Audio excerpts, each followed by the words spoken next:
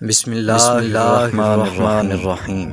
اللہ تعالیٰ کے بابرکت نام سے شروع، بہت بڑا مہربان نہایت فرمانے والا ہے۔ ناظرین کرام السلام علیکم ورحمۃ اللہ وبرکاتہ۔ ناظرین ایک بادشاہ تھا جس کا نام ابرہہ تھا۔ ابرہہ یمن کا بادشاہ تھا۔ یمن جزیرہ عرب میں واقع ہے۔ ابرہہ بڑا لالچی تھا۔ اس نے سنا کہ دور سے لوگ کعبے کی زیارت کے لیے مکہ جاتے ہیں۔ یہ سنا تو سوچا کہ کیا ہی خوب لوگ کعبے کی زیارت کے بجائے یمن میں آئیں اور سب کے آنے سے مجھے فائدہ پہنچے۔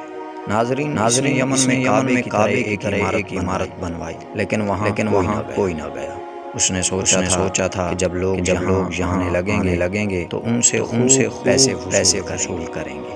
جب یمن میں لوگ زیارت نہیں گئے تو اس نے سوچا کہ جب تک مکے کا کعبہ نہ ڈھایا جائے گا اس وقت تک یہاں کوئی نہیں آئے گا۔ ناظرین اس نے ایک بڑا لشکر ساتھ لیا جس میں ہاتھی بھی تھے۔ مکہ والوں نے سنا کہ ابرہہ کعبے کو ڈھانے آ رہا ہے تو وہ بہت گھبرائے۔ وہ ابرہہ کے بھاری لشکر کا مقابلہ نہ کر سکتے تھے۔ مکہ والے چھوڑ کر آس پاس کی پہاڑیوں چلے گئے اور ہمارے نبی صلی اللہ علیہ وسلم کے دادا حضرت عبدالمطلب اللہ تعالی کی بارگاہ میں دعا کرتے ہیں کہ اے اللہ اپنے گھر کی حفاظت فرما۔ ہمارے پاس اسلحہ ہے نہ لشکر۔ تو ہی اپنے گھر کی حفاظت کرنے والا ہے۔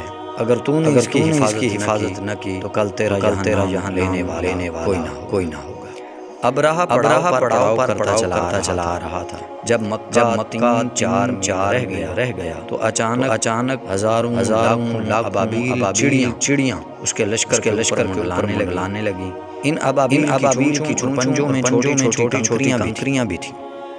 انہوں نے ابرہہ کے لشکر پر پھینکنا شروع کر دیا اللہ تعالیٰ کے حکم سے۔ جب کسی حملہ آور لشکر کی لگتی بندوق کی گولی کی طرح لگی، اس کا وہیں بھرکس نکل گیا۔ ابرہہ کا سارا لشکر اسی طرح تباہ ہو گیا۔ مکہ والے پہاڑیوں پر چلے گئے تھے۔ انہوں نے یہ حال دیکھا تو بولے اللہ اپنے گھر کی حفاظت کرنے والا ہے، کسی کی مجال نہیں کہ کعبے کو ڈھا سکے۔ ابرہہ کے لشکر میں بہت تھے، اس لیے ابرہہ اور اس کے لشکری صحاب الفیل والے مشہور ہوئے۔ اس لشکر کی تباہی کا حال قرآن مجید کی آخری 30 پارے سورہ فیل میں بیان ہوا ہے۔ ناظرین اگر آپ کو ہماری یہ ویڈیو اچھی لگی ہو تو اس ویڈیو کو شیئر